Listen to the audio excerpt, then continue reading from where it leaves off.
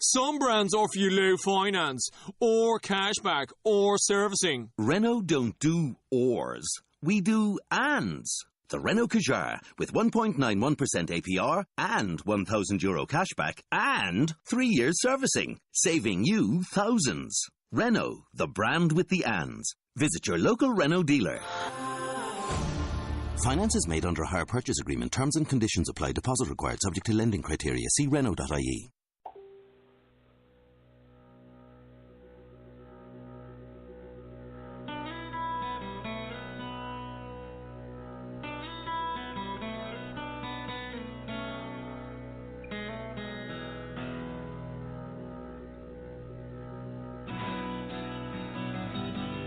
Welcome to Take Two Radio. We are pleased to bring you interviews with people in the entertainment and music industry, discussions and recaps of the 4 remaining daytime soaps. That's The Bold and the Beautiful, The Young and the Restless, General Hospital, and Days of Our Lives, as well as various other shows. For upcoming and previous shows, check take2radio.com. That's with the number 2. And you can find us on Blog Talk Radio, iHeartRadio, iTunes, and other streaming apps. Follow us on social media at Take Two Radio, and thanks for listening.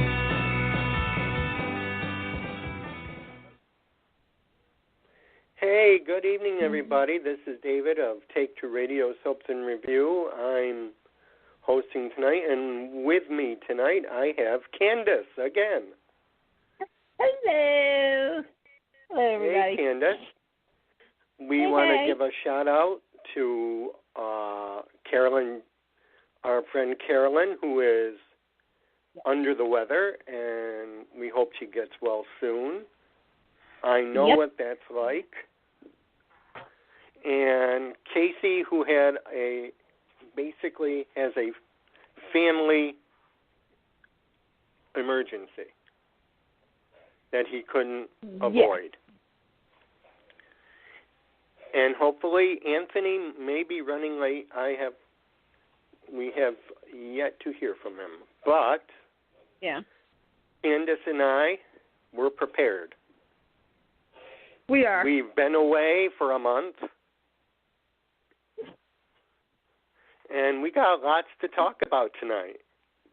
And we do. We do have a lot to talk about. But Candice, you have been more aware of what's going on in the soapverse than I am these days because of my basic affliction that I can't go on too often because it's hard for me to deal. So, but I heard a few things from you, and do you have something to say to the fans? I mean, anybody who follows me on social media and my Periscope and listens to me, you guys know that I've been having an issue lately of being just a soap fan, and it stems from the recent event with, as we like to call, #SoapTwitter. Basically, it's pretty much some bullying is going on, harassment, accusing other people of and I'm sorry to say this, the dumbest stuff. As far as fan base wars, which we're used to, one group thinks they're better than the other, but it's gotten past that point. We now have it where people are harassing the actors for stuff that their characters have done on a fictional TV show. And I constantly have been saying this. It's a fictional TV show. Yes. Yeah. To many of us that watches General Hospital, Days of Our Lives, Young and the Restless, and Bold and Beautiful, they are our second family. That's a given. We've seen these people as we grow up. We've all grown together. However, there's a big difference between, and I'm just going to use this person because she's been the most target person, I believe, in soap Twitter, and that's Kelly Monaco. Whether you remember Kelly as Livy Locke on Port Charles or currently as Samantha McCall, these are characters that she plays. she has no control over the show as far as which pairings. It's gotten to the point where people have literally said some really rude things, not just to Kelly, but to other actors. And they've also pulled in their family members as well. People had accused an actor of playing favorites. Sorry, I don't think that's true, but okay. Recently, over the last weekend, there was a tweet. Somebody, I didn't even know you could do this, was to Photoshop a tweet and send it out, which caused a major firestorm. Somebody had tagged Maurice Bernard and said, how come you, Laura, and Steve, haven't really been kind of protecting, like standing up? And I just want to say that last year around this time, a lot of actors went to social media to tell fans to stop creating drama, because the only drama we want to see is on the shows. We don't want to see it on social media, because sadly what's going to happen, and I've counted 10 who have backed away from social media because of what's going on. Look, there's so much going on in the world right now that this is something that shouldn't be happening. We're all adults. If you have an opinion about a story, you can politely talk to other people, hashtag the show. But do not put the actors into it. They're just doing their jobs. And I always say this. Kirsten Storms earlier this year has said it best. How would you feel if you were going through this? Meaning, how would you feel if somebody constantly tagged you with negative stuff about your job, or the way you look, or the way you're working with this person, you're not working with that person? It's annoying. So as a soap fan who reps for all the shows, who reps for all the couples, I don't really have a ship, as they call it. I'm just enjoying the entertainment. And I think, like I said, sadly, sometimes it's frustrating, because it's like you can't just be a normal soap fan without going through the ringer. And for some fans, they want to go to these events. We got events coming up, right, David? We have soap events happening next year. And yeah, we do. I would love to see a lot of the actors, but again, these people making it bad for the rest of us, because some of the fans are like, oh no, case in point, Billy Miller said it this year. He said soap fans are crazy. We're all crazy, but we are. There's a whole different level. So yeah, just kind of keep it polite and respectful. Well, that was very well put. Mm-hmm. That was very nice. Now I don't think I could say that any clearer. Be a fan and ship the show. Fan. Yeah, ship the genre. I know 2018, as far as the soaps go, there was a lot of ups and there was a lot of downs behind the scenes and in front of the camera. But at the same time, you got to look. I know there's a lot of negatives on all the shows. There are. But there's a lot of positives, and there's a lot of positives for this genre. Think about it. These 4 soaps are still on. They, one of them was the comeback story of probably the last couple of years, which is Days. Look at how well seriously, they have come a long way to being number one on this list, that list, this list, that list. But I look at it as a soap fan, I'm like, okay, this show is still on. Thank you, God. My favorite characters are still on. Yeah, some of them left, and it sucks. But I'm not going to beat another fan base up because of it. I'm not going to do that. That's that's the teacher in me. I'm sorry, but just keep it positive. Like I said, if you have an opinion, do not tag the actors. you can do an opinion, a respectful opinion. You can, you can say, like, I'm just going to use you, David. Ed David, I'm just going to say on Twitter. Today on Days of Our Lives, I did not like this scene, da-da-da-da-da. And we can have a conversation. But once you tag an actor into it, unless it's a positive, I'm out. That's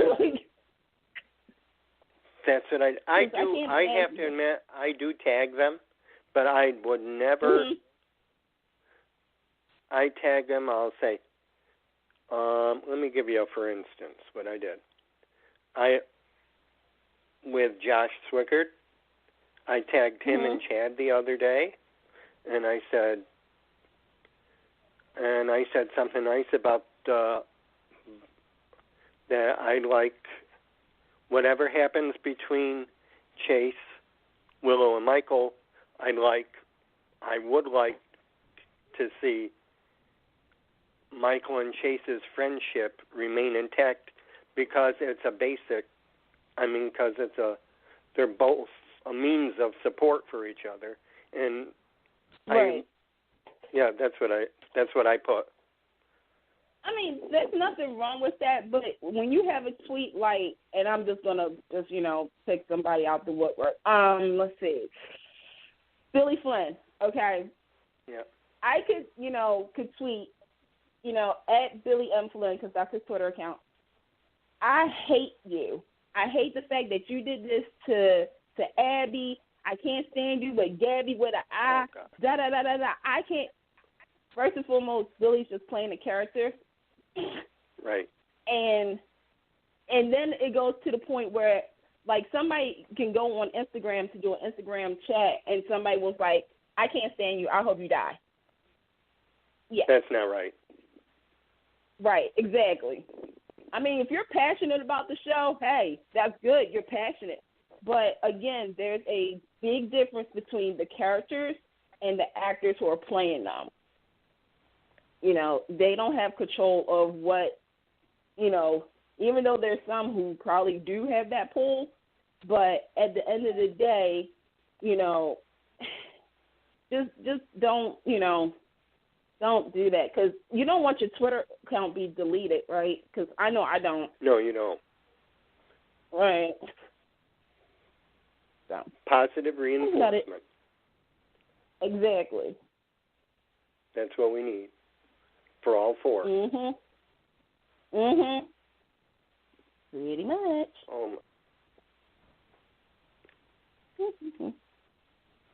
Yeah, it's a sad commentary on life if you have something like that happen.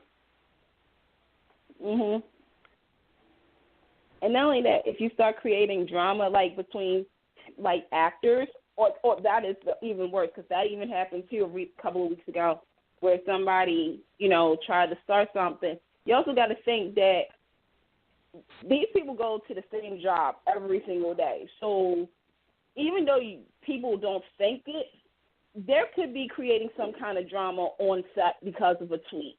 You just have to be careful of what you tweet and how you address it. And I think people, now, social media, people can hide behind phones and everything. And it's just, my theory about it is, if you don't have anything nice to say, don't say anything at all. If you want to share your opinion, you can do it, but be respectful of others who's going to read it, because you have to put yourself into their shoes. It's like, how would you feel if such and such had wrote something about you? Right. That is very true. And that's why we do this. Get it all out. Positivity. Get it all out. Candice and I are probably two of the biggest soap fans on the net. And I know there are many. I would probably say I'm probably around number 38 on the top 40 list of soap fans. Probably am. I don't know if that's true or not, but I'm just going to say that number. That's a nice round number. I don't know where I stand, though. I don't know where I stand, though. It's kind of difficult. I'm sure I'm in there someplace, but yeah. There you go. You probably round out the top 50. Let me see. Yeah. Well, I've been watching since 1978. So what's them? Okay, so you got me beat. Okay, you're higher up. You're higher up than me. No, I think you've watched more though. Well, I mean, because let me see, I was born in 82. Let's be real. All right, everybody. So technically, I mean, my family, and I've said this before, my great-grandmother was CBS strict. Like, yep. You cannot watch anything else in her house but for CBS. So I grew up with CBS, but my mom, my aunt, and my cousin was collective. They had NBC and ABC on and CBS. So, anytime I was over my aunt's house, I'm watching Santa Barbara and Another World and Generations and, Days and Passions, Sunset Beach. And then, of course, One Life to Live, All My Children, Ryan Hope and stuff. So I got a little mixture of all of it. And as I grew up, I guess I'm grown up. I started to kind of like peer into Edge of Night to kind of get an understanding about that. So, yeah. I mean, no, you still got me beat. I think, yeah, you may have watched more, but I can't pinpoint. Y&R was my first soap that I got hooked on in '78, and it was the year before Mel started. Right. Yeah, because a lot of people don't know that she's a recast. Right. And I barely remember the actress that was on then. Of course, at that age, I was in high school, and it was just hard for me to keep track. The one thing that drove me to Y&R was my mother dragged me in, and she said, "There's Catherine. She's at her own funeral. She's watching her own funeral." And I just got hooked right from there. There you go. And that was the same year that Doug started. Okay. Yeah. Wow. So you were there when the golden era of Young and the Restless happened. Yeah. Yep, right there. Oh, and I just got hooked. And on CBS right after that. Yep. So it was CBS. I mean, ABC came later. Yeah. Well, ABC came during, like, if mine weren't on, I'd switch to something else. Right. But, yeah. But, as they diminished, I got to watching more and more. And it was, I think that's it. I'm just historic. I don't know if I'm a super fan. Yeah. But I call myself a fan. I mean, it's good to have knowledge about the shows because I think I do that more so with Gone Light, like with Procter & Gamble soaps. I know I know that. But like my first, like of course growing up, you really, like I said, in my great grandmother's house, you had no options. So I even remember when Capital. For those who don't remember that show, that was the show that was on at 1:30. So Bold and Beautiful wasn't always a part of the CBS. Yeah, so Capital was like, I remember vaguely parts of that, but obviously as Will Turns and Gone Light was my go-tos. But my first soap that I kind of like discovered on my own was Days of Our Lives when Marlena was possessed by the devil. Oh, you remember that? Oh, yeah. Yeah, and I think because I was a young kid, and at that time, like horror movies and like sci-fi shows and whatnot was sort of my thing. And I was like, when you saw soap operas or heard soap operas, of course, the term was from my great grandmother, hush when my stories are on. And I'm like, okay, there are people kissing and being all romantic and And when I watched Marlena getting possessed, I was like, oh, my God. I was like, y'all can do this on these shows? Like, oh, what? Okay. So that whole storyline, I literally watched. I asked my mom, because she recorded, for those who don't understand that was a VCR. You had to record shows. Like, you couldn't just DVR. But she recorded it, and I watched it, and I thought, my gosh, this is so awesome. This was great.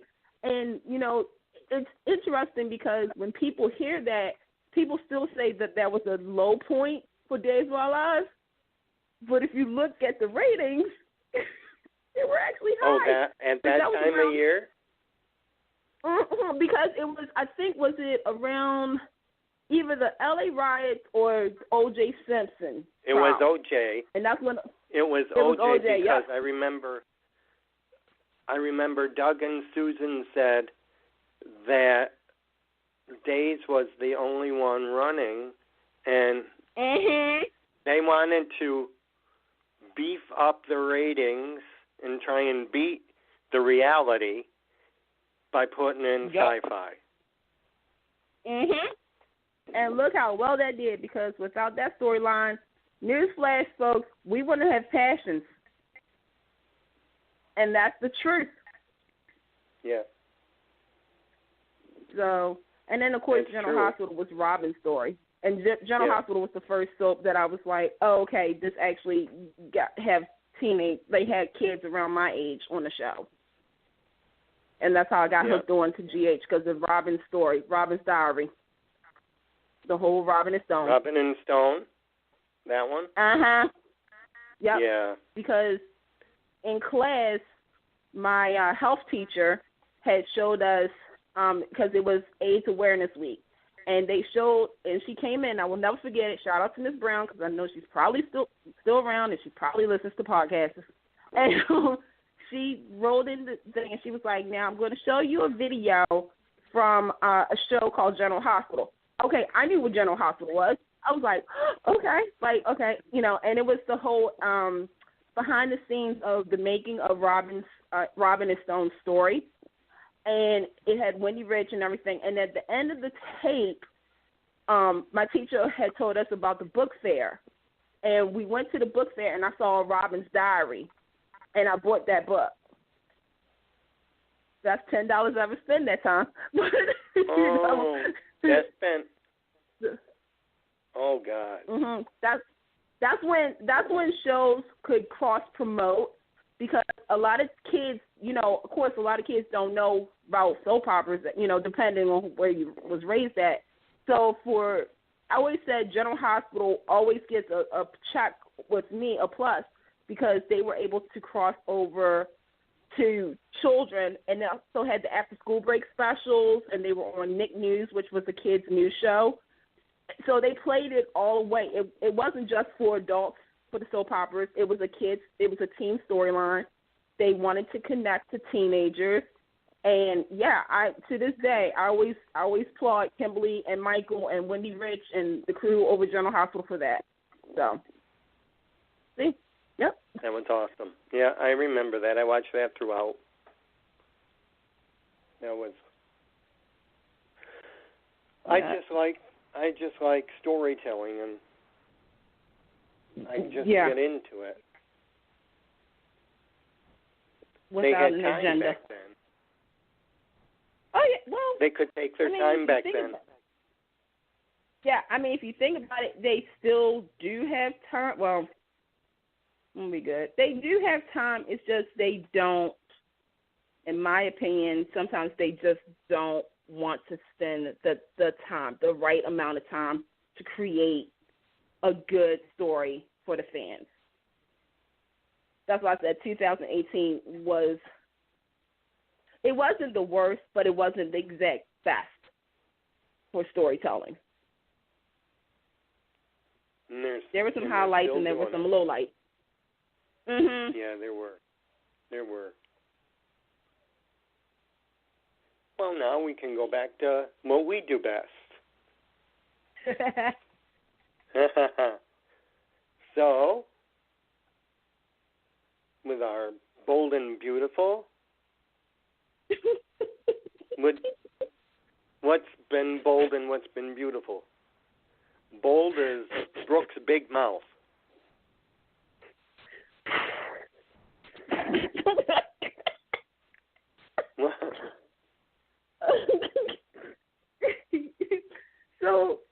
So pretty much, she knows the secret about Taylor. You know, Taylor's back in town. Taylor is just, she's having a nervous breakdown. She's ridden with guilt, but Brooke found out that she shot Bill. Oh my God. Yeah. Brooke is like, okay, you know, like reading her the riot act, and Taylor is like, here's the thing, the scene that got fans really like, what in the world is Taylor actually begging Brooke? I mean, Taylor on her hands and knees, and her hands were holding the Gucci shoes that Brooke Logan Forster was wearing, and saying, please spare me, like, don't tell anybody, because if you do, you're going to ruin my life. And side note, as a Bold and Beautiful fan since the beginning, I know people was like, oh, what did they do to Taylor Hayes? And I'm like, first and foremost, y'all have to understand, Taylor has gone through so much in her life, from losing a daughter to sleeping with Rick Forster to, you know, a lot of stuff. So she's entitled to have a nervous breakdown. But she's entitled. I was Team Brooke, because when that scene happened, when Taylor was like begging, I had a flashback of all the times that Taylor and Stephanie Forster always put Brooke down and always made Brooke pay for a lot of stuff. And I was like, wow, karma. And I was like, even though this isn't a great storyline, that moment as a Bold and Beautiful fan, I was like, Team Brooke, do it, Brooke, make her pay. Like, so, oh God, you know, so now we got Liam Hope knows. Steffi's like, Liam, please don't tell, please, for the sake of your daughter. And I'm like,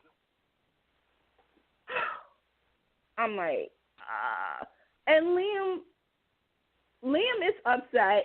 He's telling Steffi, like, your mother can't come nowhere near our daughter.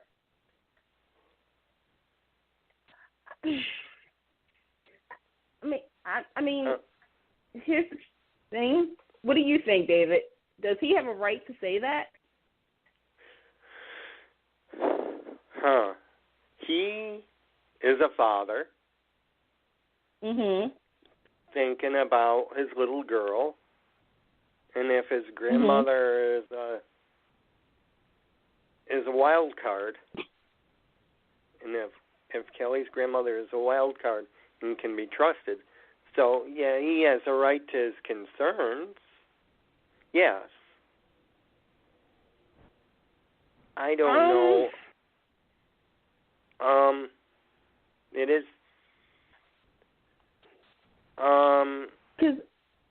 Should he have told Hope? Probably. Yeah, he had to, because you don't know. She could have gone off on Hope just like she did on Bill. Well, not only that, but I'm now at the point where I don't want nobody to keep secrets from anybody. And I think Liam doesn't want that with Hope. Like, he wants to be completely honest with her. And also, yeah, to kind of give her a heads up about what's going on. But it's funny because I asked somebody that question about should Liam, and somebody said, well, then Steffi should go to Liam and say that she doesn't want Bill around Kelly. I mean, you know, Bill has done a lot of damage to Steffi and Liam.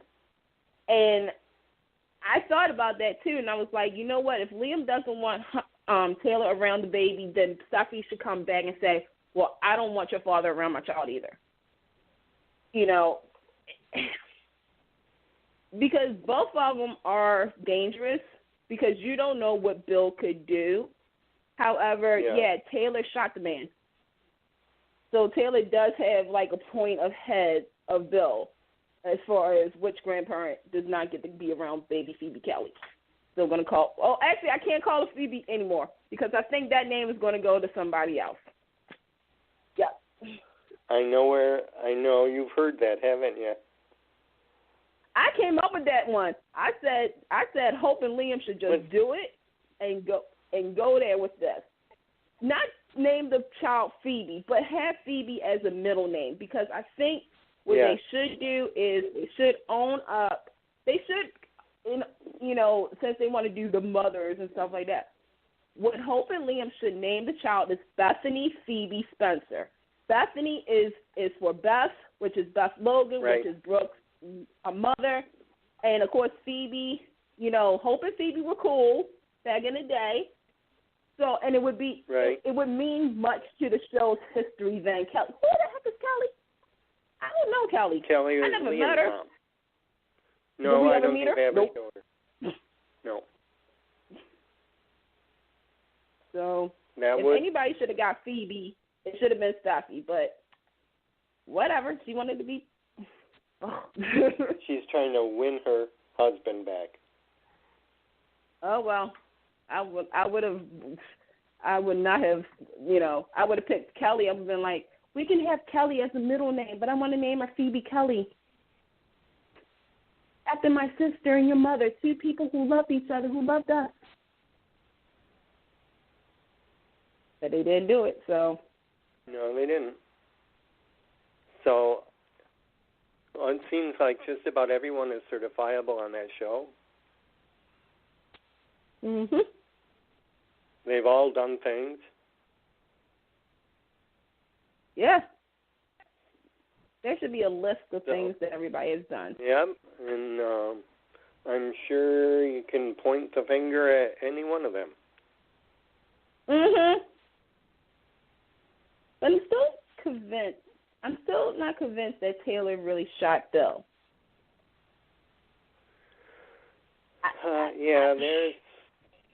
There's that slant on social media that's saying something to that fact. I think it's only an opinion piece. Yeah. Well,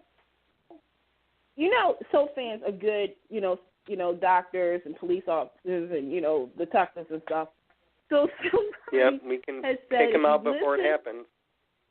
Exactly. Somebody has said if you listen to Liam's story of, everything, it matches up to Taylor and what she said, like her alibi and whatnot. So somebody said because Taylor is so vulnerable, could it have been that somebody, like she could have had a blackout moment and somebody told her what happened, or somebody, some crazy Bold and the Beautiful stuff to make it seem like Taylor did it. Because the excuse she gave wasn't, if we go back to it, she said it was because he was taking advantage of her daughter. Okay, but what about Thomas? It's like, are you venging for Thomas too? Because Bill screwed Thomas too. Thomas is your other child that you hardly talk about, but, it's kind of like, And then you have Liam.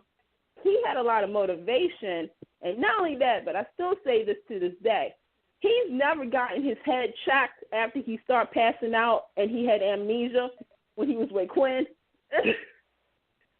I'm like, he never went to the hospital, so what if he had something going on in his brain? What if he had a DID moment? I don't know.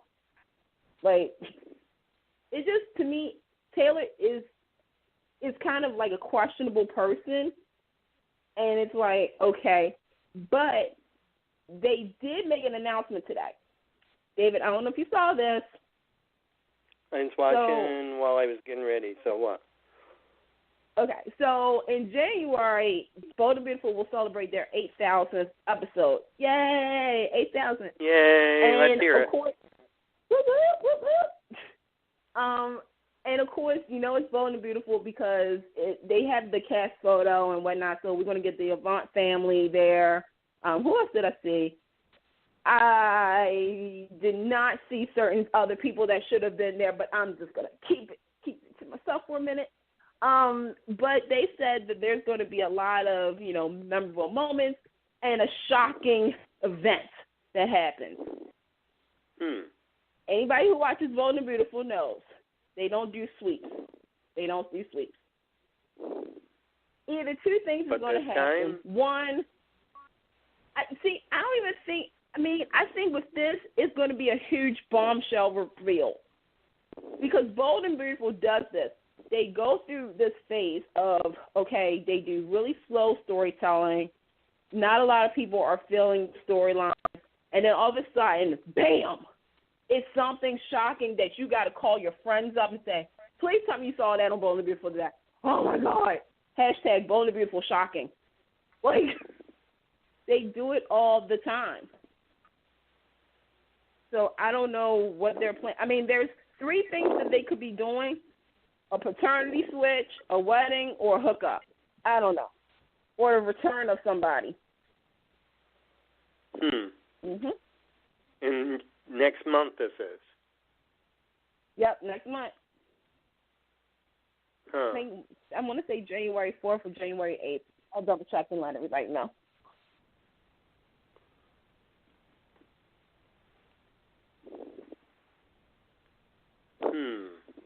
Well, makes one think. They don't do sweeps, do they? Nope. They're the only show that does not do sweeps. I actually could say that this is the first year, actually, for November, none of the shows really did November sweeps, but again, that's my take on that. But no, Bold and Beautiful doesn't do sweeps. They just wow us whenever. It's like, wow. Like, oh, my God. They pick their mark. They take their mark when it happens. It happens. Yep. I cannot even fathom a guess. I mean, if they're going to do, the popular thing is that they're going to say that Kelly is really Bill Spencer's baby. And I'm just going to say it right now, the Bill and Steffi fan base will go crazy if this is true. Oh. But they've been playing it, though. Bold and Beautiful has been writing it where it could be his child, So that would be interesting, but at the same time, I have to wonder how Bold and Beautiful is about to write Jacqueline out, because she's going to be going on maternity soon. So I wonder how they're going to do. Could that be it then? I mean, the only way that I can think of them taking Steffi out is either, for Steffi, the kind of character she is, she has to have like a big something, like something really important to go to. She can't just say, well, I'm going upstairs and not be back until like a couple of months later. You gotta, this is not all my children, folks. So the thing is that either they have a paternity where she like runs and goes somewhere, or I don't know. I don't know what they can do to kind of write her out. I had a couple of things in my head. It's like, she takes the blame for shooting Bill to protect her mother, but at the same time she's jeopardizing being with her child. So yeah, I don't know if the shocking event is going to be around Steffi. It may be, or it could be. I'm trying to think of anything else. Like a return. Maybe they finally are getting Sheila back and writing her the correct way. I don't know. So we shall see next month. Well, it's worth checking out. Like the rest of them. It's worth checking out. And I look forward to seeing whatever it is. So that's the biggest thing. So, your take on Wayne Brady? Okay. Put me on the spot, why don't you, David? You know what? I like Wayne Brady. I want to say it like that. I'm going to start the positive. I like Wayne Brady. He is a man of many talents. His character, though, being Zoe's dad, is going to be interesting. So far, you can tell he's kind of fishy. Yeah, he's got his hands gigolo dirty. on him. Yeah, and I mean, the way he kind of went in for that kiss with Taylor, that was kind of like, okay. Like, what's it's your like, story? whoa, mama. What?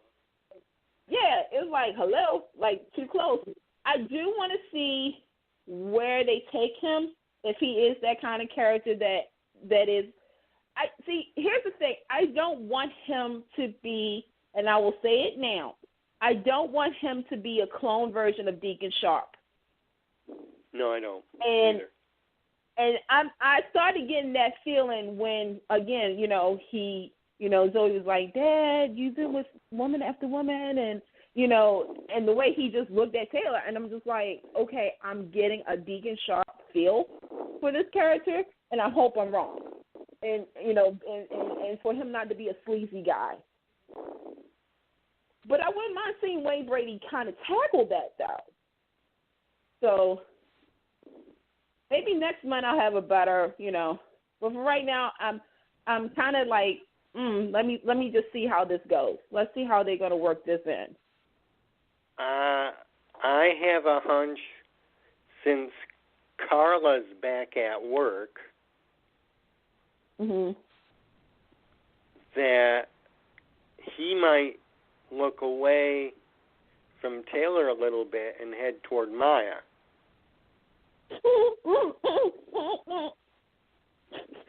No, because she's still technically married. Big question. Let me have this, David. I know. Folks, I think I have Candice stroking out.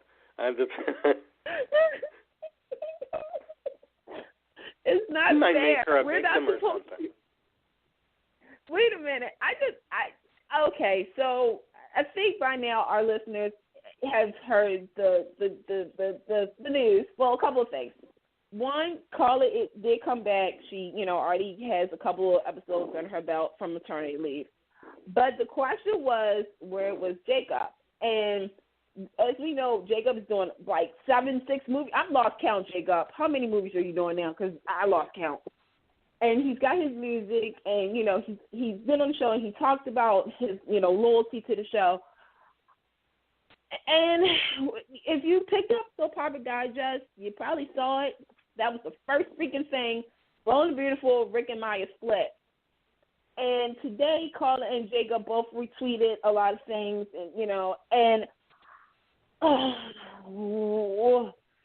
this is one of those things where it kind of like is not right, because they could have wrote for that couple. Now we're in that phase where, Maya is probably going to be paired up with a couple of people. And, I could see or tested. Zoe. Yeah, or tested. I mean, obviously the first go-to would be Carter, just saying, because of obviously the past, and not only that, Lawrence and Carla work so well together. By the way, check out Wedlock the series. Thank you. Save a plug there. There's that plug. There you go. I don't know. Like, I don't even know how I'm going to feel about seeing Maya date a real. I don't know. That's probably not normal, but yeah, because I'm so used to the fact that they really wrote for Rick and Maya, and they were a happy couple, which now really proves the point you can't be too happy if you're in a soap marriage. This is the one that I think everybody's like, well, they didn't have story for so long. Now all of a sudden you're telling us that they bust up off screen. Like, we would really like to see that play out. But yeah, here we are. So Maya's gonna be a single girl and dating. Whew. Gonna be dating around. Okay. All right. feeling she'll be tested if she's coming back with other people. Yeah. So slowly but surely. It's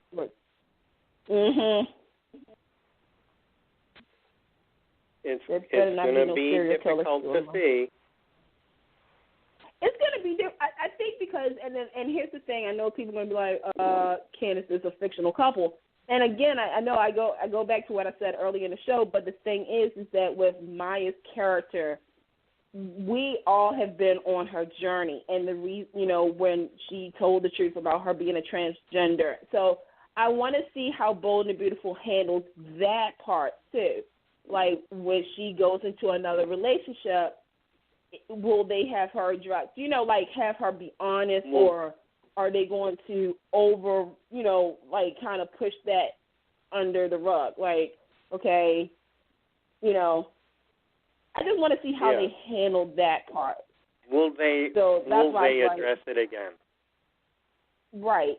That's why I said with Carter knows the truth, but other people don't, and you don't know. Yeah, and we don't know, and we're going far in the story, but we don't know if they will use it against her or they will turn their nose up at her. So, yeah. So I want to see, if you bust her up and everything, let's see what you got. So, yeah. But I'm excited to see Maya. So. Yep, I'm looking forward to seeing her back on. Mhm.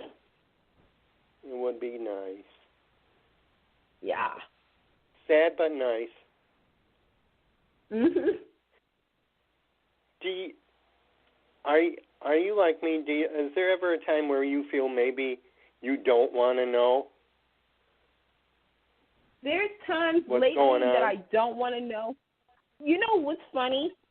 Because we're talking about Bold and Beautiful, and Bold and Beautiful gets the award because there was times where they would release certain upcoming spoilers for their stories, but it was a bunch of lies, and I love that I got tricked by the soaps. I was like, oh, you told me that they were going to do like, you're good. There's times, but I mean, I think we're in a world right now where, again, social media, even if you don't want to know, there are people going to say you can find out either or. And I know some people say, well, just stay off of social media. I tried that, and it still didn't work. It's hard. It's hard, especially when you have people who will call you up and say, Candace, did you hear about da-da-da-da-da? And I'm like, no, I didn't go on social media. Thanks for telling me that. Like, but I'm still going to watch. I'm still going to watch, Because sometimes they may trick you. Case in point, Allie's death on Bold and Beautiful. They said Thorne was coming to take. I will remember this spoiler. They said Thorne was coming back to take Allie home. Little did we know, Allie was going to die, or the shocking secret of Maya. They was like, a huge secret is revealed, and all of us were like, oh, Lord, she probably gets murdered. She probably got money somewhere. And when all that happened on Wednesday before March Madness, or Sheila, nobody knew Sheila Carter was coming back to town. No one knew Sheila was coming. I didn't know. Yeah, I was like, because I remember people talking about it, and I remember Kimball and Brown had said, what would you guys do if I came back to Bold and Beautiful, Young and the Restless? Okay, that's just that was a question. And 2 weeks later, boom. Yeah, and then 2 weeks later, here's Sheila on Bold and Beautiful. Like, what? Like, what? What just happened? Like, wait, I'm dreaming. Like, no, this ain't true. And she got to sing with Quinn. My dream came true. I was like, but yeah. I mean, I think, there's times where let's put it to you this. There's certain stories that I don't want to know what's going to happen. I want to watch it in real time. And then there are some stories that may not be so much on my radar that I'm just like, okay, just spoil me. Yeah. I know, I am too. Mhm. So, days of our lives. Oh my God. We're shining. Guess what I like? As a Sophie. What do you like? Theo called JJ.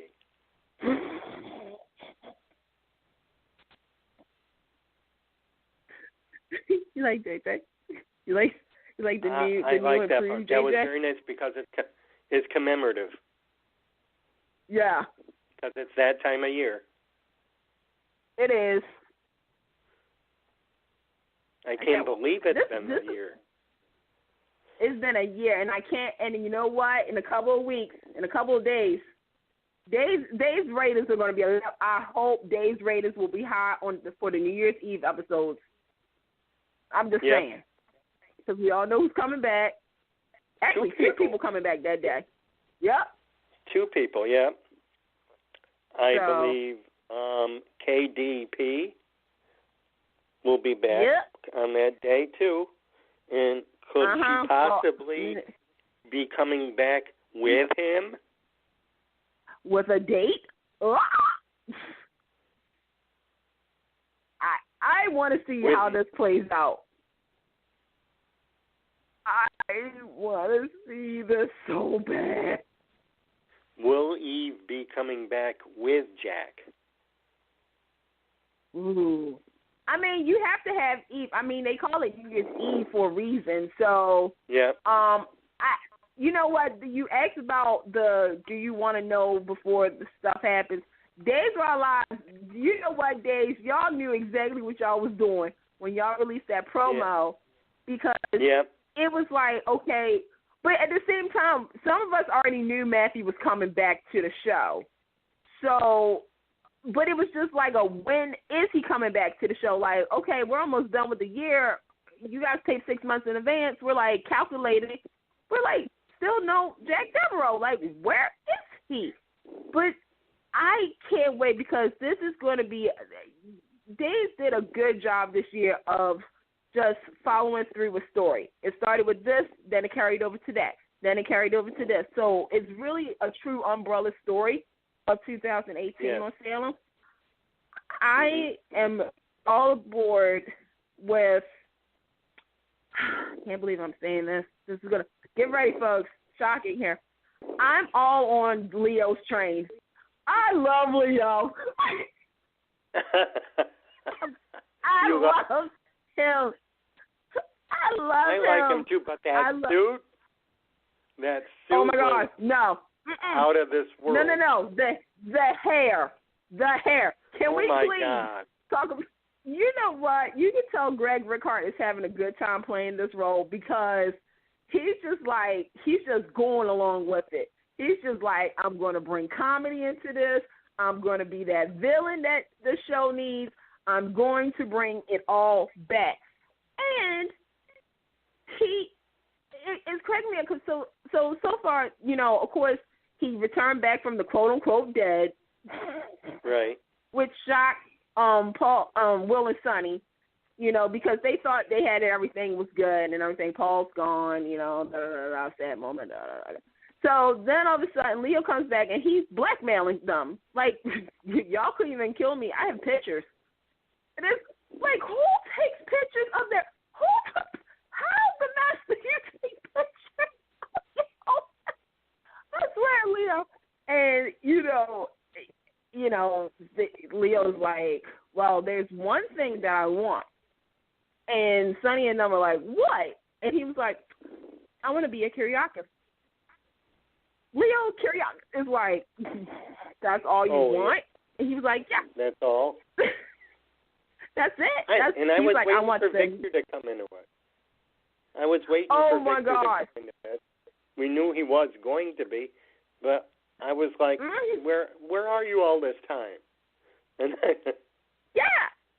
well, it's interesting because you have Sonny.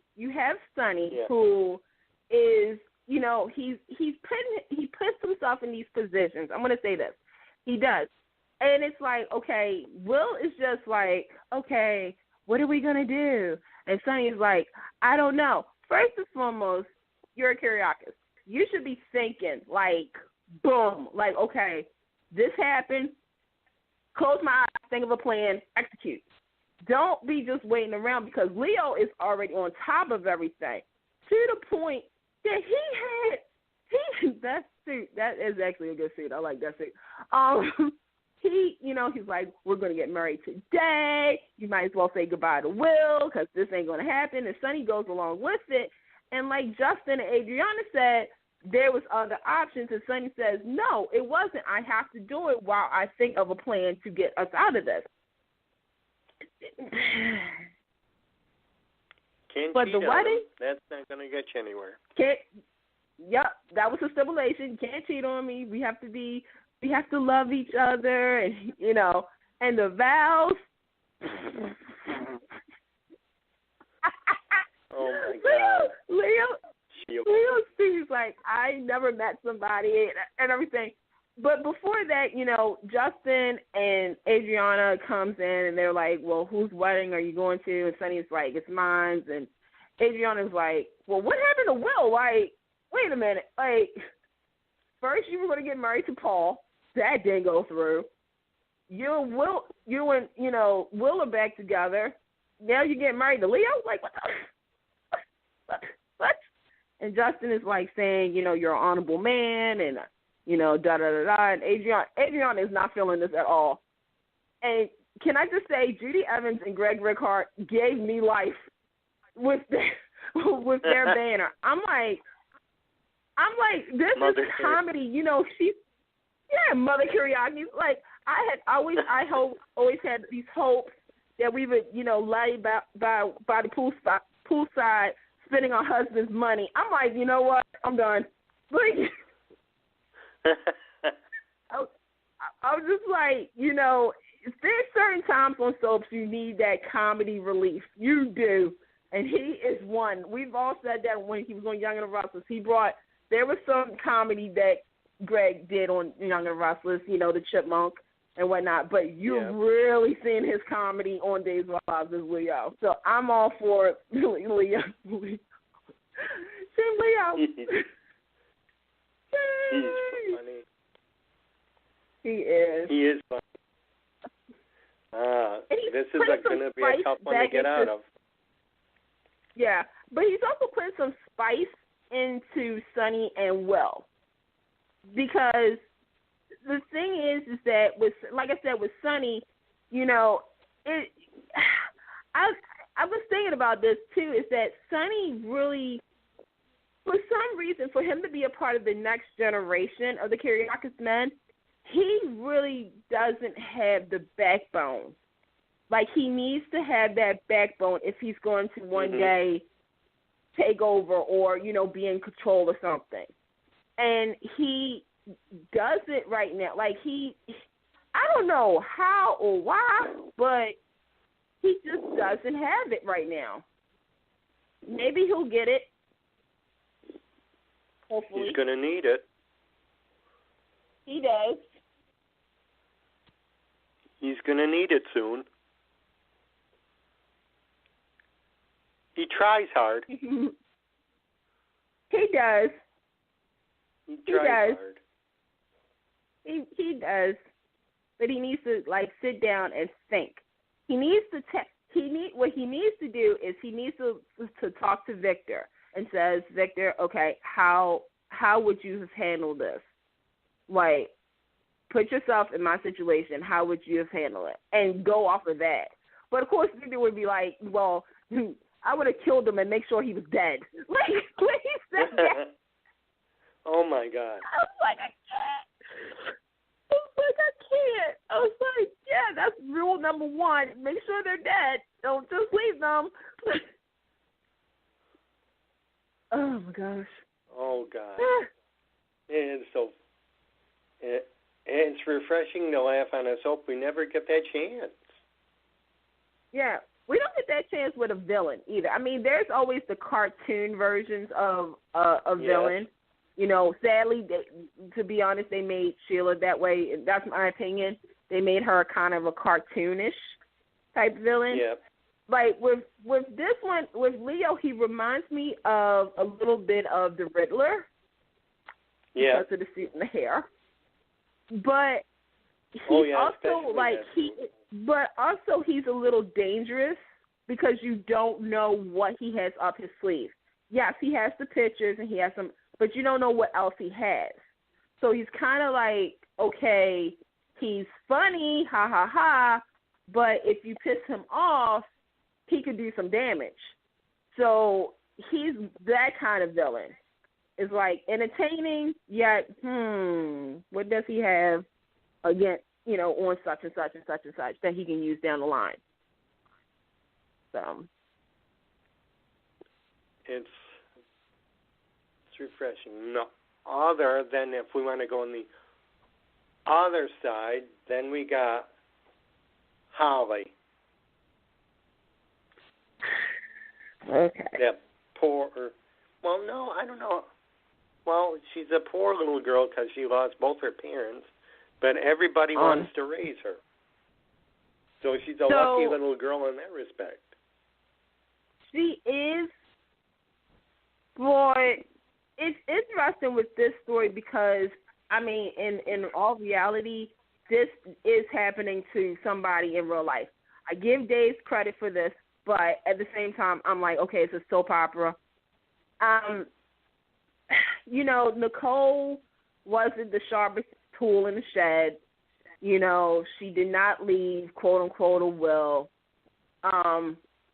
At first, she didn't leave any instructions as to who would raise Holly in case in case she dies. If it was the hands of Deimos or somebody coming after her, or whatnot. She didn't leave really any instructions until we recently found that out. But before Nicole died, she did say to Eric, I want you to raise Holly. So she verbally gave him that permission. However, nobody else heard her. So, as they all decide to go to custody, you figure between Eric, Chloe, Maggie, who's the one to kind of get ownership of the child? Well, it would be the paternal grandmother, which is Maggie. Yeah, that's Maggie. Daniel's mom. So, let's go there. Maggie, wants to do the right thing, but, then you have Eric who's like telling everybody, well, Nicole told me she wanted me to raise Holly. This is the last part of Nicole that I have. I love this girl, da-da-da-da-da. And that's fine, but, again, Nicole said it to you. Nobody else was around, and technically speaking, you weren't even married to her. That would go on to Xander if he was still alive. Sorry, I had something to look up. And, Xander, because that's the stepfather. That was, the husband. And then you go to Chloe. Chloe was a surrogate. So, right. And not only that, but she does have Holly's, brother Parker, which was by Daniel. So, it's messy. It's a soap opera. However, we found out that there was a letter that was sent to Chloe, and Nicole wrote it down in her own handwriting that she wants Chloe to be the recipient of Holly. And Brady, who is just, he feels guilty. He's trying to be the good man, but he wants the right thing for everybody all of a sudden. He talks to Chloe and says, hey, I will help you. I will be with you. We need to tell Maggie. On the flip side of things, Sarah is Team Eric and says, Eric should raise. Yeah, so which fuels the whole Sarah and Eric pairing? That's the same. And they talk to Maggie, and Maggie is like, well, I'm willing to do this. You know what? Yeah, this little girl is so lucky. But like I was telling somebody, I personally don't think Maggie has the right, but a child is a lot to take care of. And not saying that Maggie is not in the best condition, but it will wear her down, so she does need some assistance. She would need somebody to really not saying be there, but just to, like, you know, like she could co-parent this child. So I was thinking Sarah, because that's Maggie's daughter, and that would be her niece. Yeah. Make sure I got that right. Yep. But right now it's Chloe. Yeah, right now it's Chloe. Now, we can assume that letter was written before Eric came back into the picture. Yep. It would have to be, because if we're going to play, unless there's a big twist that, you know, she didn't even want when they were together or they were getting back together or whatnot, that she didn't feel confident in Eric to raise that child, which would create a whole bunch of problems for Eric. It's like, how could Nicole say this, but she didn't trust me with the child? Like, I don't understand. But I do want to see how it does play out. Yeah, I do. I don't think it's going to be pretty. I think it's going to be pretty drama-filled. Mm-hmm. Because you also have the fact that if Eric does not get custody, he can go back to being an alcoholic. And the flip, or, you know, he can go back into a dark place. Or you look at Chloe, you know, Chloe obviously has a bond because she was the surrogate. And you have Brady helping her. And the thing is that this is not Brady's fight. This is Chloe's. But like Brady said, you know, he loved Nicole too. Like he feels as though Nicole would want Chloe to be. So you can see Brady getting involved and Brady, you know, latching on, you know, to some kind of happiness. Because his life has been all over the place this year. And if he finds, like, if he feels as though he can right the wrong, like, he really does feel bad. Like, he feels some kind of blame regarding Nicole's death. He does. He's carrying that. And he feels as though maybe if he helps with Holly, there's that some piece of mind for him. Yeah. And Maggie just wants a piece of her son. She wants a piece of her son. Mhm. And to be near them. So. And she has a right to. She does. Like I said, she's the paternal grandmother, so technically speaking, I mean, both parents are. It's weird because I saw that on social media. A lot of people was like, okay, if this was real court, you know, it would go to the paternal grandmother. However, there would be somebody that would say, okay, if the grandmother is unfit, you know, like health-wise or age-wise or financial-wise, then it would go to the next person, like an aunt or, you know, somebody of – it's just weird. It's just when I tell you, so fans, we are freaking good researchers because we're like, okay, this is Salem, Massachusetts. Okay, here we go. Like, you know, like the laws in Salem are – It is. We're having another good year.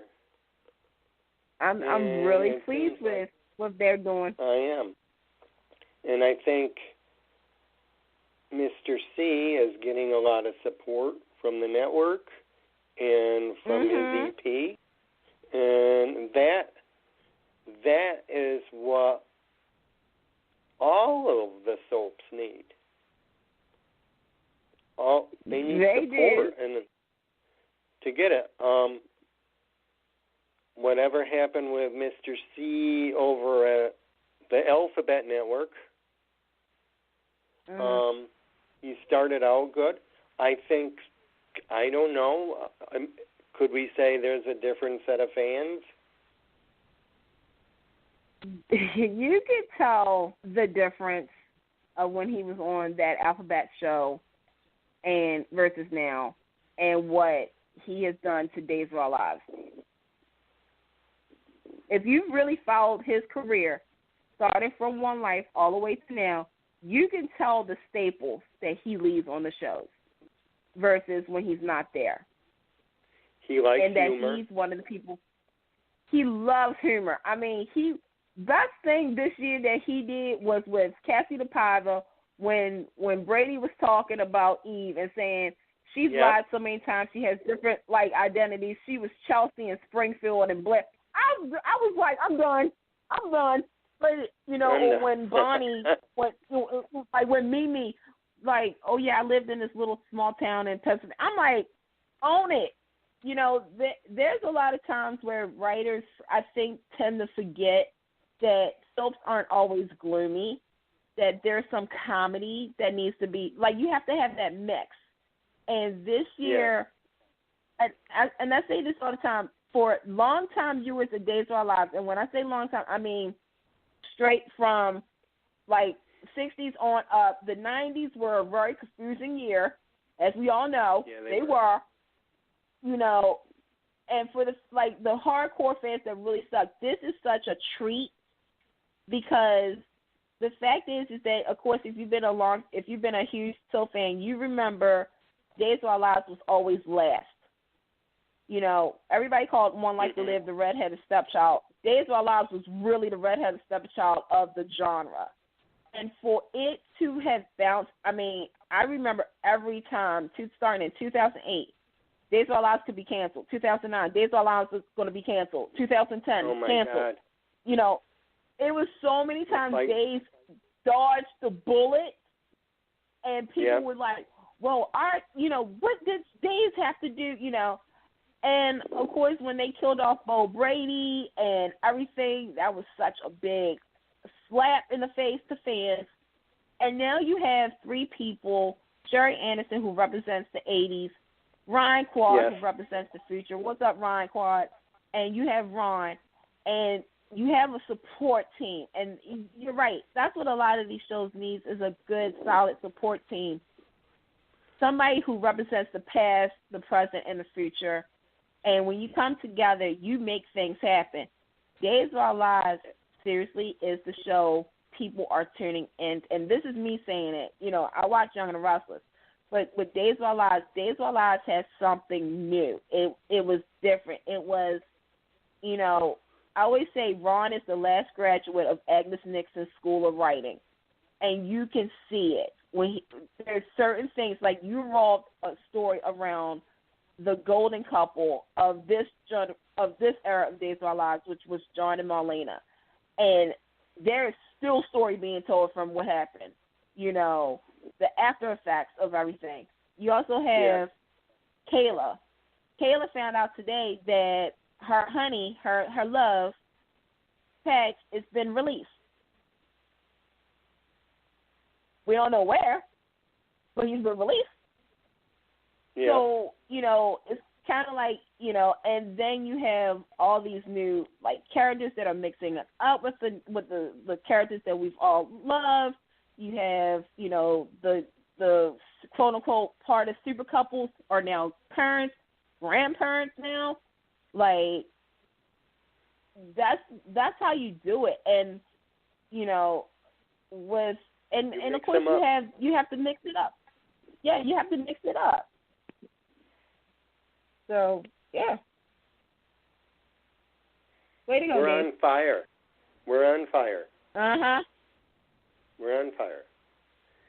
Now let's go to a little lukewarm GH. Mm-hmm. Okay. Don't be too disappointed. I think there's there's some good stories there there. Is, it's just, how do you want to put it? It's not. I think there's a light at the end of the tunnel. It's a light at the end of the tunnel if they write it correctly. There's been some. I'll be honest. There were some loopholes. So Kiki died, which a lot of fans were kind of really excited about.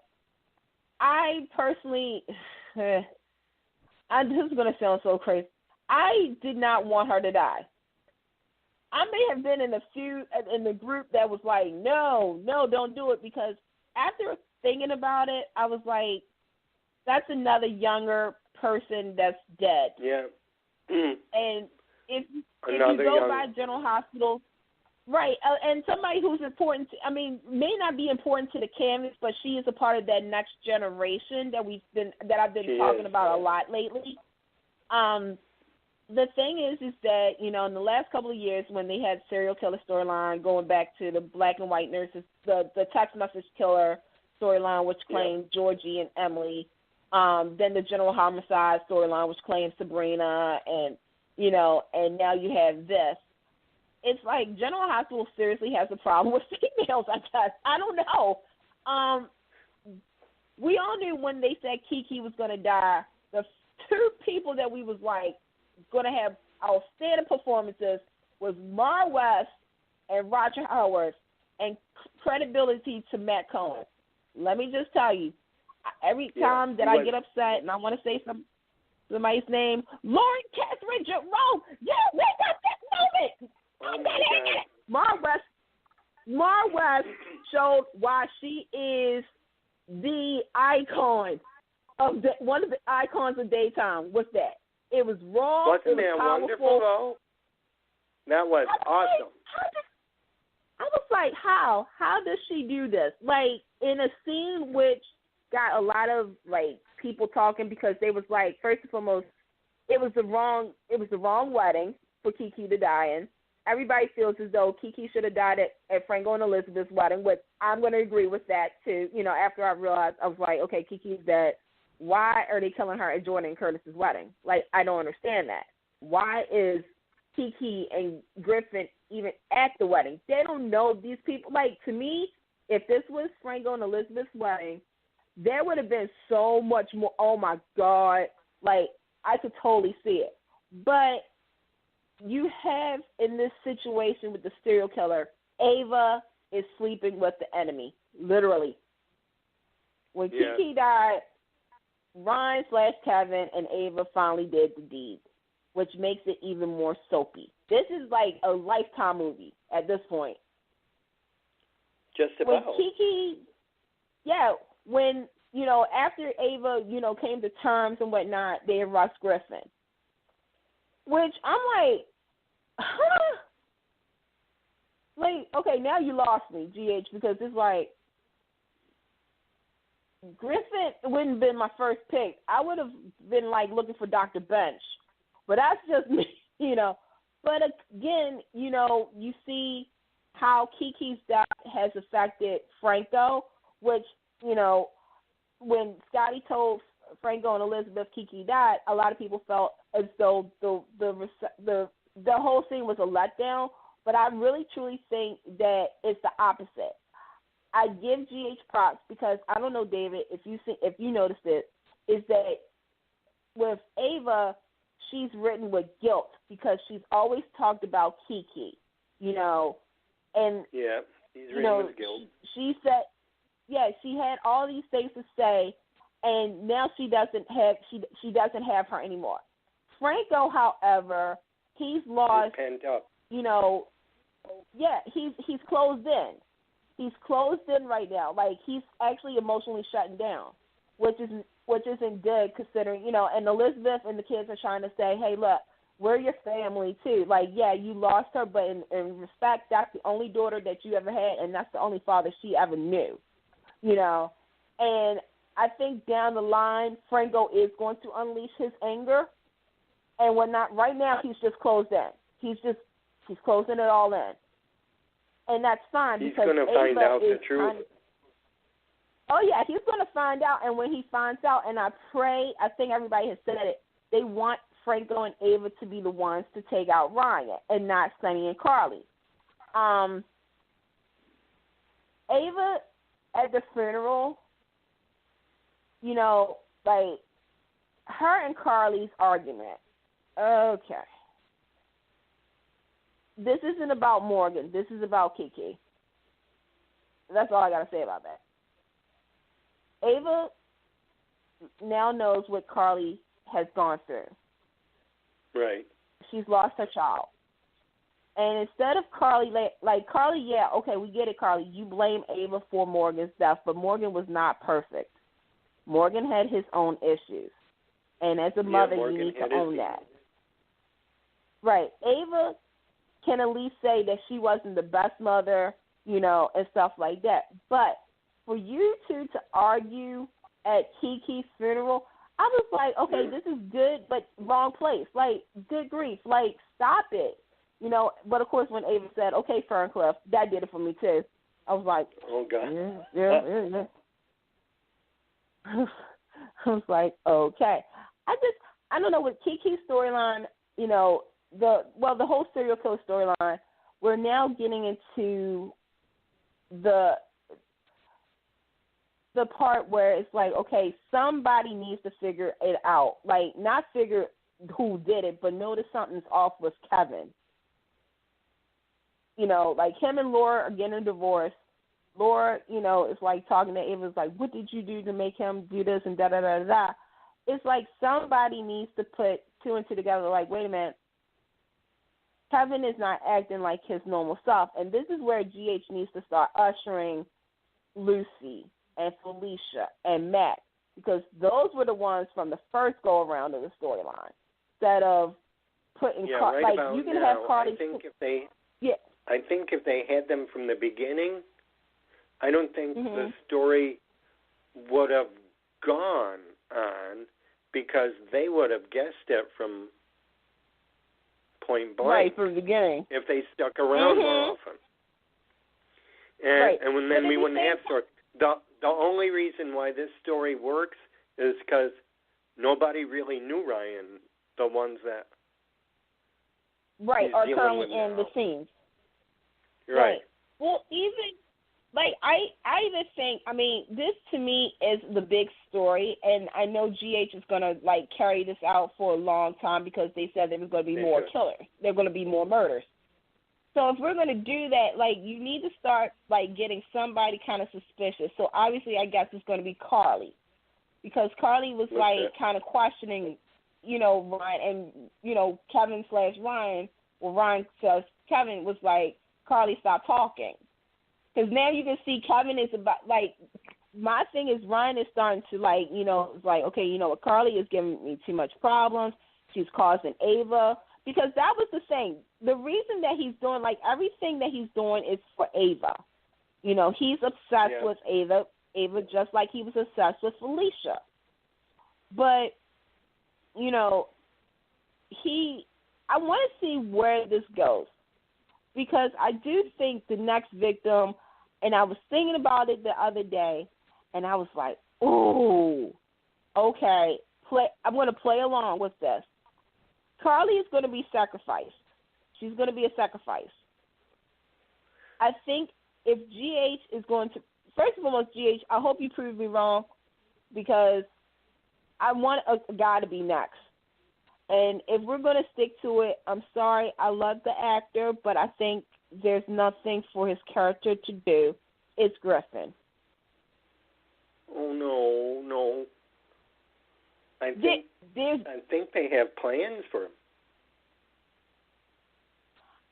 I mean, if they do, I need to see something. I just think if Ryan is going after people who's causing issues for Ava, he already took out the nurse. He already took out Kiki. Rest in peace, Kiki. I'm going to miss you, Kiki. The next one is either Griffin, Carly, or somebody who just stumbles on what he's doing. And I'm seeing some other people saying it between Stella and Mike. Oh, God. Yeah. Stella has been, I'm going to be honest with you, I thought they were going to get Stella. I thought he was going to get Stella, because Stella talked to him, and not only that, I thought it was going to happen, if anything, no offense to Stella fans, I love y'all, but I thought if any murder was going to happen at Jordan Curtis's wedding, it would be Stella, after she made amends with Curtis and Jordan. That would have been messed up, but it would have fit, because, like I said, Kiki being murdered at Jordan and Curtis's wedding didn't have much of an impact as if Kiki died at Franco and Elizabeth's wedding. Because at least there would definitely, there would be more impact there. Right. Yeah. And it would have been more. It would have been more people. I mean, you would have had the people from the hospital. You know, like I keep saying that there should have been a scene, maybe down the line, I don't know, where Monica and Felicia could share a scene together, because Kiki did work at the hospital. Monica's the chief of staff. You know, she's a part of it. And there could have been a scene where she talks to the staff and say, we've been through this before. And then they would have had, like, shown Felix and Epiphany, you know, as they look at the wall and see Sabrina's picture. And then Monica could look up and see a picture of Emily, you know, commemorating that these two women lost their lives, you know, by strangulation. Yeah. And then have Felicia come in and talk to Monica and saying, you know, I feel for Ava, because Felicia lost her daughter too. Like, if you're going to do something, like, it could have just, it wouldn't have been a big scene. It could have just been acknowledging the fact, because nobody at the hospital really had time to grieve or whatnot. And it's just a small, like, there's small key scenes that would have provided memories, like, or the history. Because some fans probably don't even remember or probably knew about how Georgie was killed or Emily. You know, it's like, okay, they too was strangled by a serial killer. You know, what if it was the same person? I don't know. Like, so, but yeah, this is a time where somebody needs to start kind of putting, not 2 and 2, but kind of just like, wait a minute, Kevin, how come you're acting so, like, this way to Laura? Like, what's the deal with that? So I guess it's going to be Carly, but I do want to see who's going to be the next one killed. I don't know. I mean, there's a whole list of people that I would. Yeah, there's a whole list. I can't.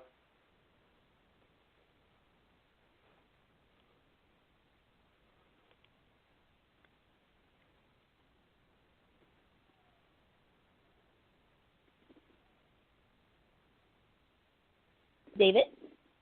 Yeah. Okay. I Okay. just can't fathom. I just can't fathom anymore. I can't think of any more. It's a huge cast. It is.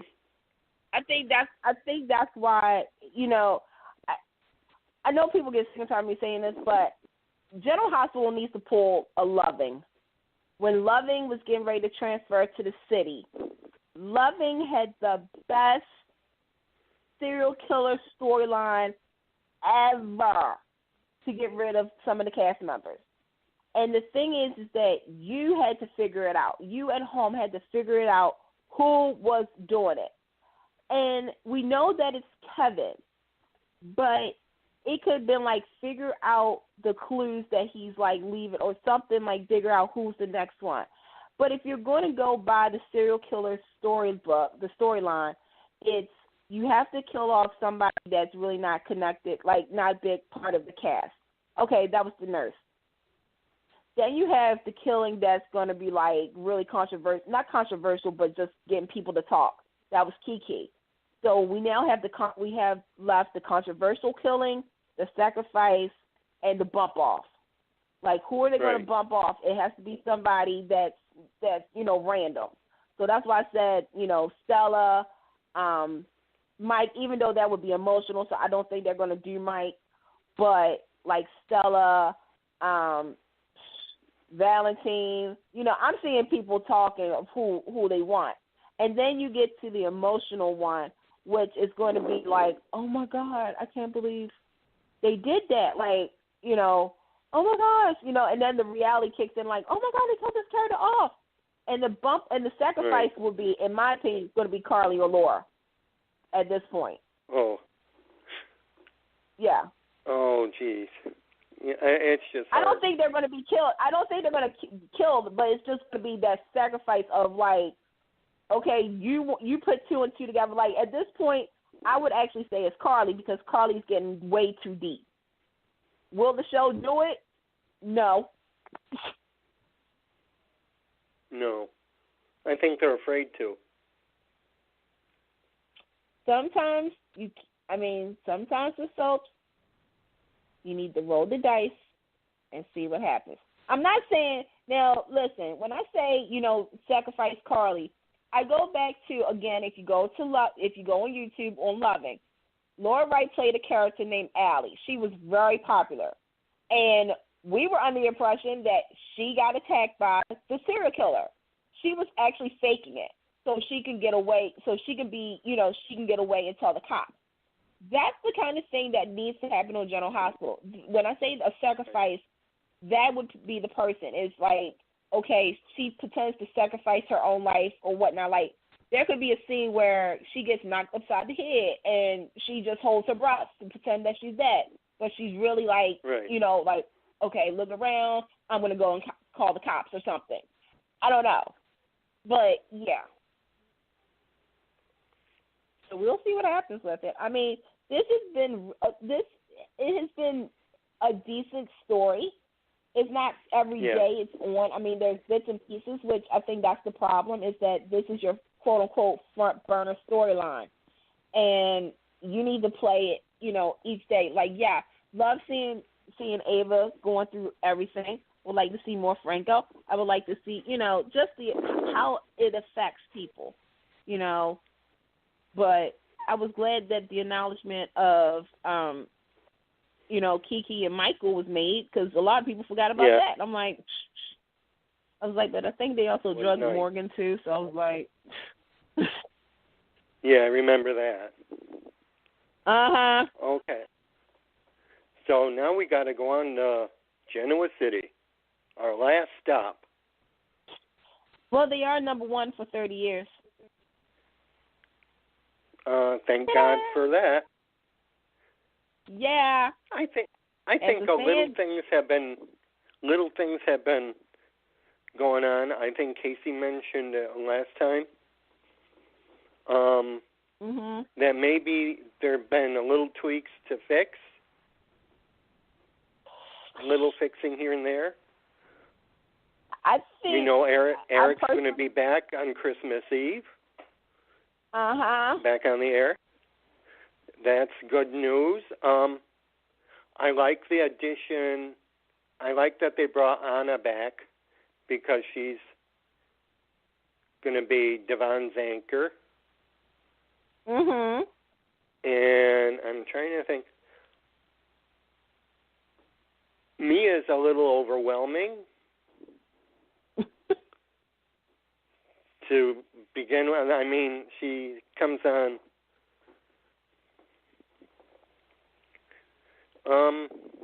I hope they do some things with Nate. They need to work on him. I want to see Christoph back. I hope he comes back. Crystal is supposedly coming back. I don't know for how long.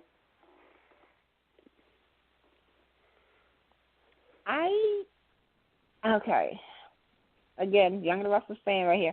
I'm going to say there is definitely something going on behind the scenes. Because there are certain storylines that I'm just like, wait a minute, y'all was over here, now all of a sudden you're on this level. There's certain character development that I'm just like, whoa, wow. And the perfect person for that was Victoria Newman. Victoria got her Newman life back, her Newman attitude back when she told Tessa off, when she ripped that teddy bear. By the way, rest in peace, teddy bear. Oh, my God. We'll miss you. Didn't you just love that? I was like, there's Victor's child. Like, where have you been for the last couple of months? I understand you've been through something, but where have you been? And this goes to show that,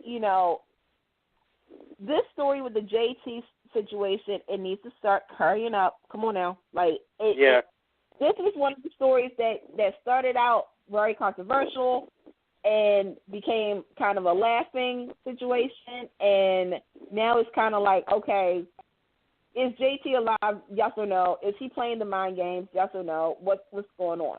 But when Victoria was telling Tessa off, I was like, and this is why she is the next one in line.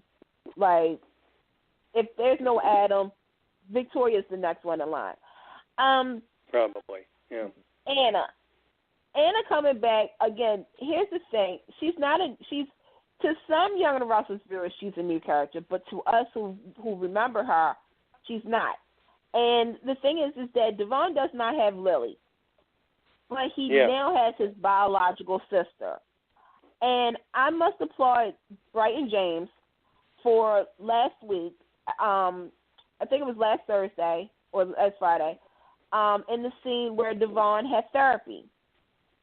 In the world of soaps lately, when we hear that a character goes to the doctors or to file a police report or a therapy session, it's a commercial break, and then 5 minutes into the next segment of the show, they come back and it's like, oh, how was therapy? Oh, therapy was fine.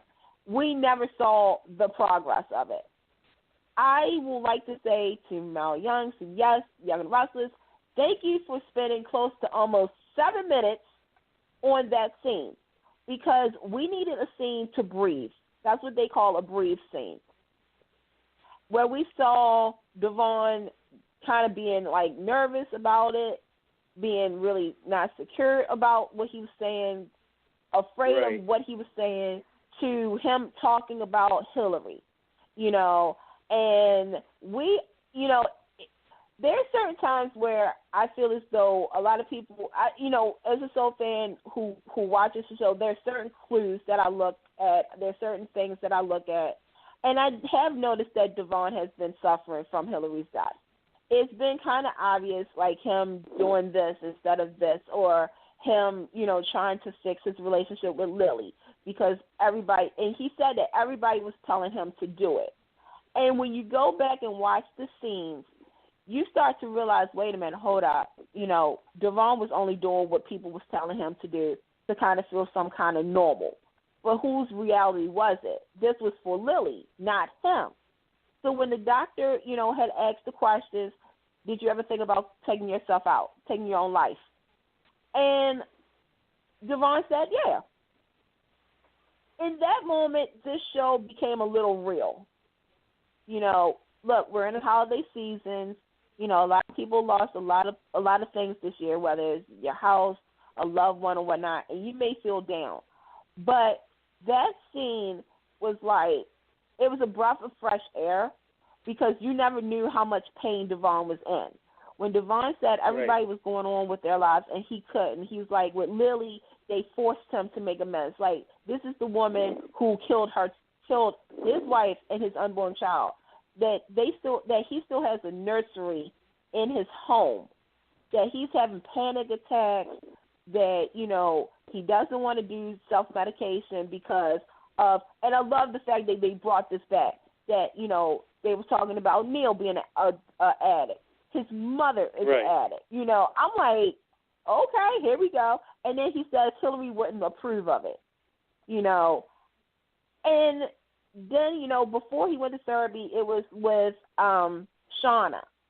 Shauna felt uncomfortable in the house now because he's been throwing parties with these hoodlums who has drugs. And, Kane, who has his child going over there, he doesn't want that child to be exposed. This was one of the stories that it was real, because, sadly, there is people out there that we could relate Devon to, or Kane, or Shauna, and Anna. Obviously, the show, it still suffers from not having Hillary on there, and it's going to be a while before that hole is, filled. I don't think they're going to ever fill that hole, because, Hillary was a character that had that thing where if you loved her, you also hated her.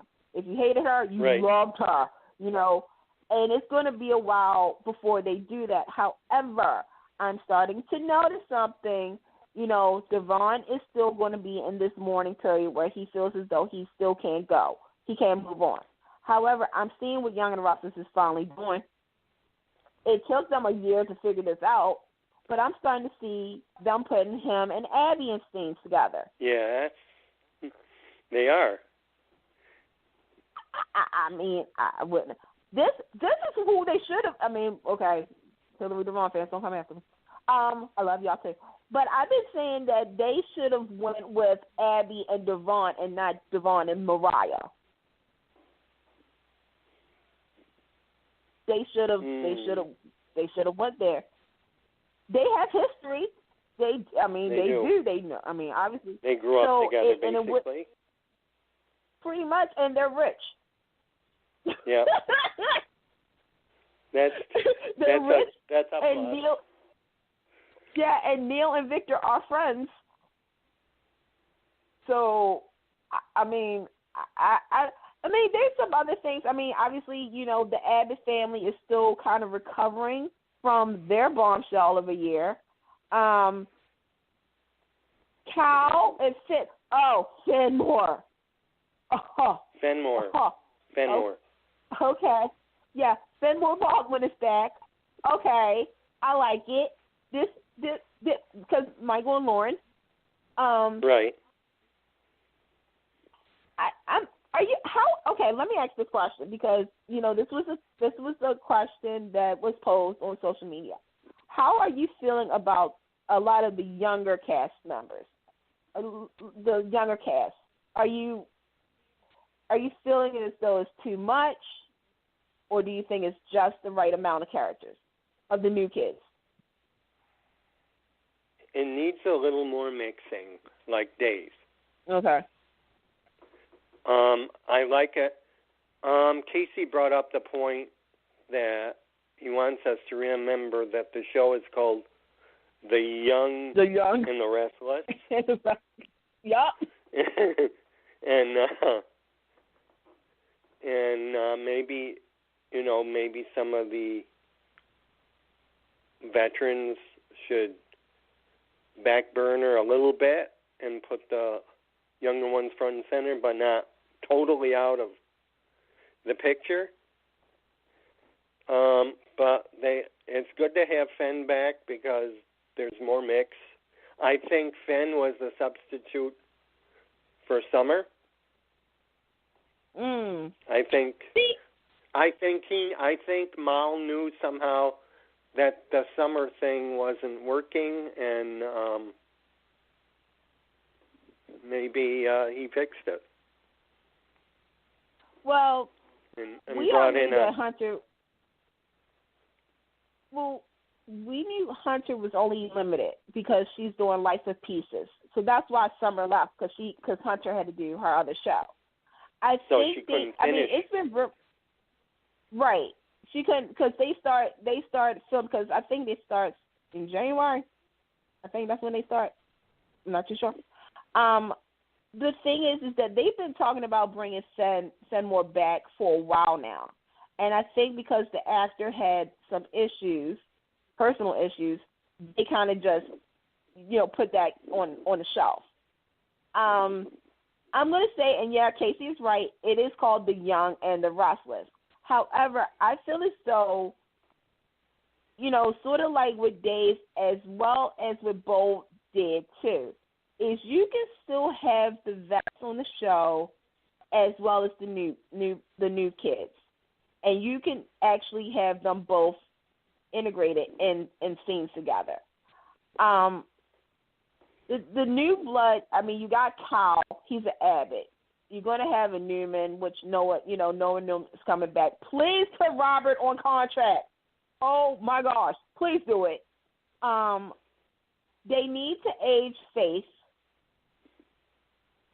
a little bit so she can mix it up with, and a lot of people have been saying with Charlie and Maddie.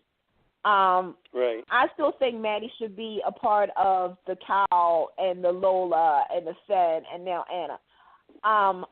I want to see who hooks up with who first. I mean, obviously Kyle and Lola, but I'm seeing some similarities with Kyle with Jack and Billy. Like he's a mix of both of them, and I was like, wow, like okay, Young and the Restless. With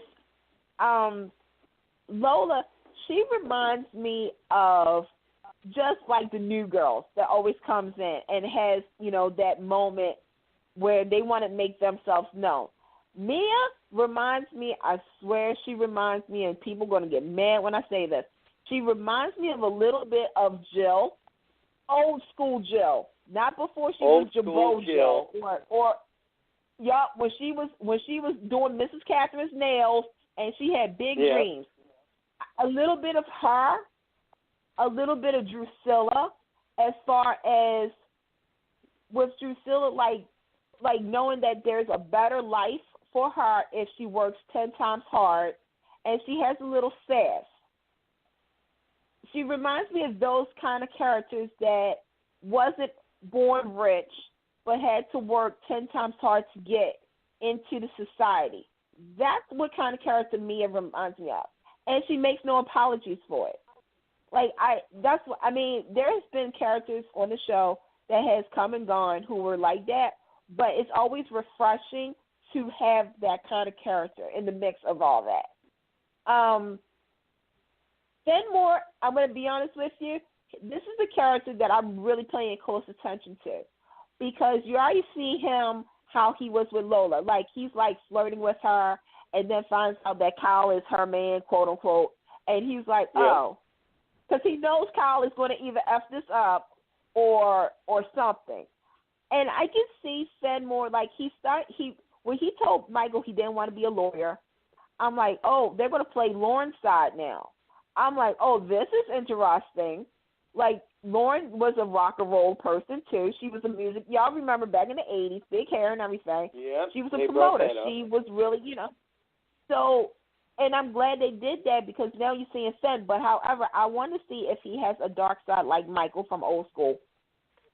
Like old school Michael. The dark Michael Baldwin that nobody seems to try to remember. Except for me. When I get upset, I'm like, Michael wasn't always a goody-goody, y'all. Like, just to let y'all know, he had a spoon, and he dug through Cricket's place. Yep, I remember that. Oh, my God. I mean, we could reminisce. Right. We really could. God, please, oh, my God, one day. See, you know what? We could spend, like, a couple hours. But, no, I do want to see where they take Fed, because I feel as though is when they bring on the characters' kids, like Scotty. Sadly, Scotty wasn't written right, in my opinion. I love the actor, but the character of Scotty, with Fenmore, he's that character. Like, if they're going to write him correctly, I want to see him be a mix of his parents. I want to see him and Kyle have that bromance for that frenemy situation. I want to see, Fenmore. I already picked out who my couple is going to be, Fenmore and Anna.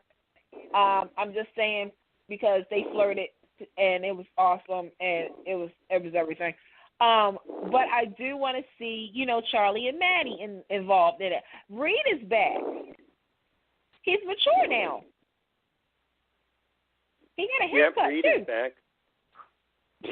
I want Reed to stay. I would love for Reed to stay there. I mean, yeah, you got a point. I mean, you have to have a Newman. You have to have a Abbott. You have a Hamilton. You have a new person. Let me see, who else you got? Hamilton. You got the Ashby twins. You need to build it up, because, like you said, Eric Braeden is back. Like they said, some contract negotiations probably was happening. But, Melanie is celebrating 40 years starting next year. Eric is going to be 39. You got Peter Bergman. You still got the people that's been on there since the, 70s, that represents the 70s, 80s, 90s, and the 2000s. So that's a plus.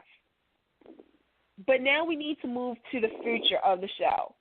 And I'm really interested to see where, hopefully behind the scenes they get their act together, because, again, 2018 wasn't the best, but it wasn't the worst. No. They need to take a look at what's happening over your days. Yeah, it was right down the middle. And if they take a look, I think all the soaps need to take a look at what Days did to get it right. And Young and the Restless, you're number one for 30 years. That's a milestone. If you want to continue it, you need to do right. You need to fix A lot. I mean, even if you have to bring people back from the dead, you can do that. We'll give you a pass. Like, you know, there's certain people who are quote unquote recurring. Bring them back for a few. That's, you know. So we'll see what happens. But yeah, we'll see what happens. I mean, they just need. And then we got Mariah and Tessa. You know, they're kind of like playing games too. You know, Mariah's like, you know, she doesn't condone what the women did, kidnapping her, you know, Tessa. But at the same time, Tessa's blackmailing people. So, you know, hey, it's love. It is. It is. It is. So, it is. yeah. But they do need to finish this JT story up. Yeah, they do. Yeah. They really do. But let's put it to you this way. Young and Ross, I bet y'all that y'all can't finish, that y'all need to finish the story by, and I'll give you a deadline. February 14th. That would be a good time. Uh-huh. Didn't JT come back? Didn't JT come back about around Thanksgiving last year? Was it around Thanksgiving? Yeah.